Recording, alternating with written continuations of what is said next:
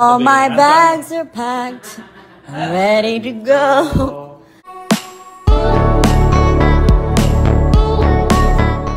Ellen Adorna nagbahagi ng moments sa pag-alis niya ng bahay ni Derek Ramsey.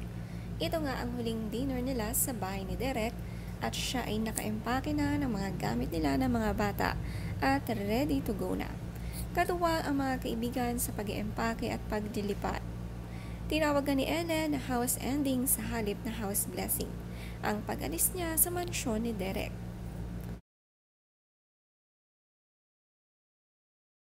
House ending.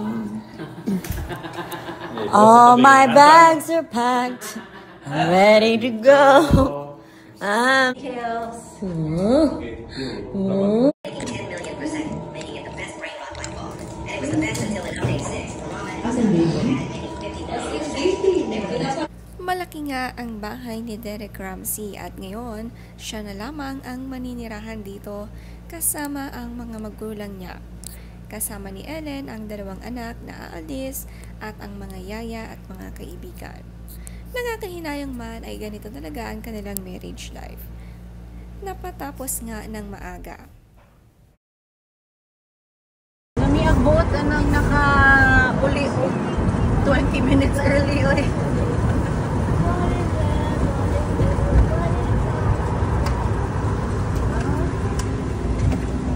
Dismissal 20 minutes. Hi, Bobster! Are you happy?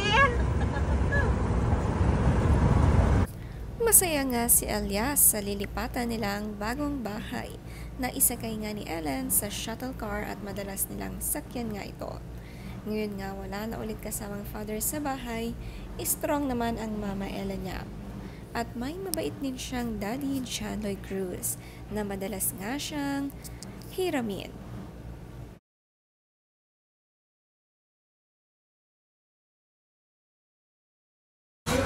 May pa-me fresh. Sa filter. Ang duha din ha. Ako Ang over? Harap sa taway kayo, nag-adulting ta. adulting with the kids, young blood, From school events to house. reno, and wait. Si Ellen busy na busy nga ngayon mula sa mga school events ng anak na si Elias at sa house renovation at pag-iempake. Sabay-sabay nga kaya naman haggard pero pretty pa rin. Mabuti na lang at sinasamahan siya ng mga kaibigan niyang tunay na hindi siya iniwanan sa hamon na ito ng marriage.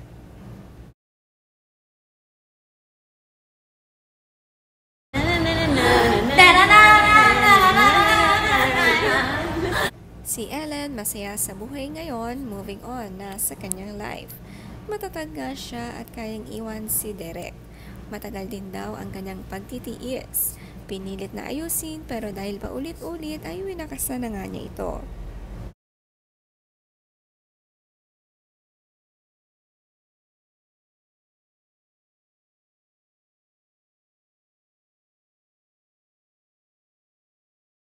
Nakakatuwa naman at na-meet ni Ellen sa personal si Jason Derulo, ang kanyang idolong American singer nang mag-concert ito sa Pilipinas. May after party nga at present si Jason at nakausap pa nila ni RC Munoz at nayakap pa nga nilang dalawa.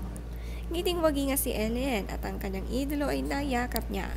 Ang bait-bait pala ni Jason kausap.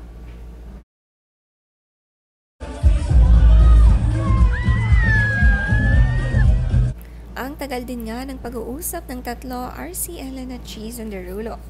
Parang magbabarkada lang. Kahit mga pagod sa concert, may energy pa rin sila sa after party. At parehas talaga sina RC at Ellen ang kinausap ni Jason.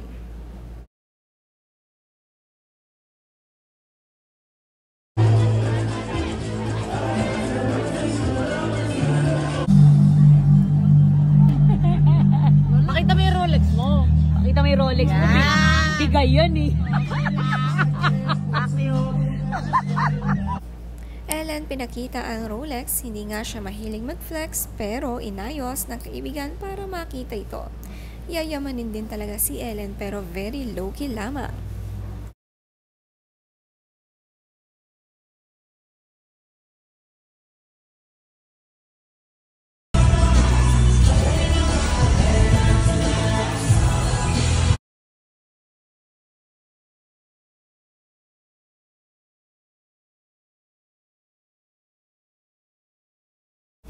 Talagang idolo ni Ellen itong si Jason Derulo at lahat ng kanta nito ay sinasabayan niya. At sumasayaw pa nga. May ilang netizens din naman ang nakuhanan si Ellen ng malayuan, napakalinaw nga ng mata at nakilala. Sabi nga sa caption, "Go Maring Ellen."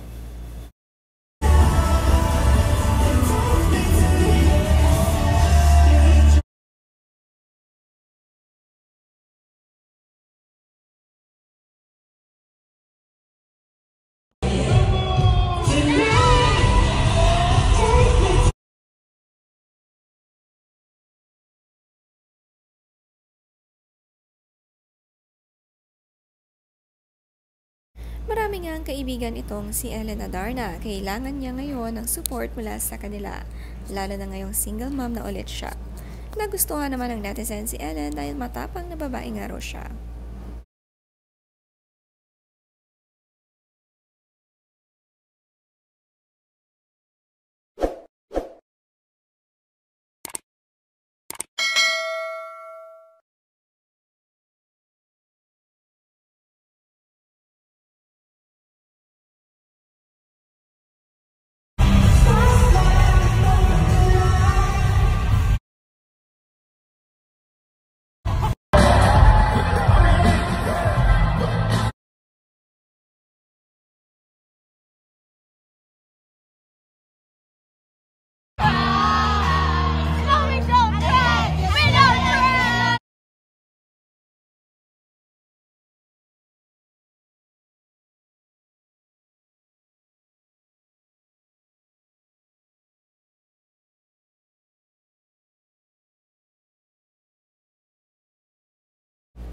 Natuwa naman ang co-actress ni Ellen at RC noon na si Teresa Loizaga nang magkakasama sila sa Passion de Amor noong 2016. Kulang na lang nga raw dito sa kanilang get-together ay si Colleen Garcia.